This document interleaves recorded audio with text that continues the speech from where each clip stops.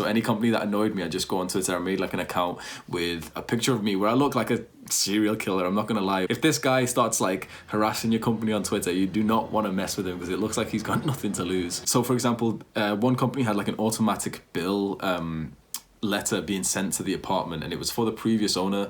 So it's not like you see the letter, see it's for the previous owner and think, okay, it's not an issue.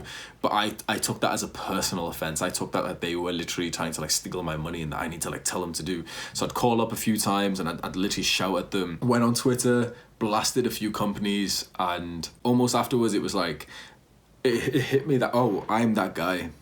I'm literally that little piece of shit who shouts at customer service reps. Because I've worked in customer service. I've had those people shout at me, and I just think, you're not even angry at me, bro. You're angry because your life's shit. That's why you're yelling. Happy people don't yell when the situation is bad, no matter how bad the situation is.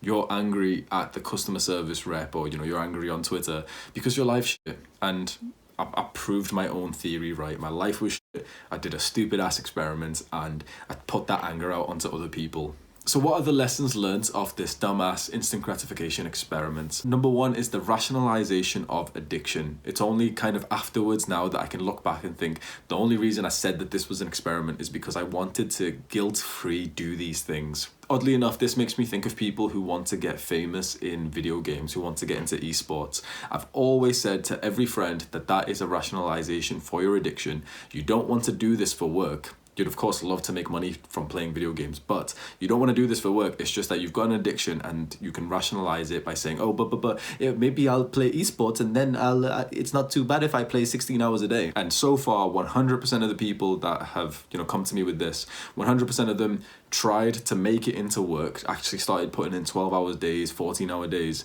for a couple of days, for a week or so, and then came and said, it was actually disgusting. It was so much work and it was not enjoyable. It wasn't even playing the game anymore. I was literally doing work when I was playing League of Legends and trying to get into competitive season and shit. That really reminds me of this experiment where I started with the addiction and I had that sense of the lizard brain saying, oh, but wait, if you be a smartass and say that it's an experiment, you won't feel as bad. And so that's what I did, and that's what people who want to go into esports seem to do. In all of the things that I indulged in, it's very, very similar to binge eating.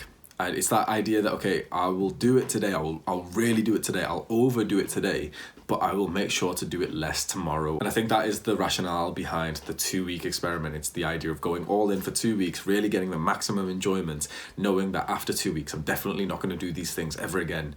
That's the binge eaters mentality. Logo, but I'll eat all the cake today, and then I promise I will never eat cake again. That binge starve cycle has never worked for anyone. Another lesson learned is that instant gratification actually makes you into a bad person. You are not your nicest, kindest person when you are indulging in these things. It's something that we've never wanted to admit because we don't want to say that, oh, people who watch Netflix all day are bad people. People who smoke weed all day are bad people. But they're at least not as good as they could be. Because when your life is shit, when you're overindulging in instant gratification and you're just rationalizing the addiction, you inevitably are not going to be as happy and as positive and as nice and kind and loving as you could be. And this made me realize that the more instant gratification you do, more likely that it turns you into just quite a horrible person. At the very least, someone who I don't want to be around, because it makes you into like a shell of a person.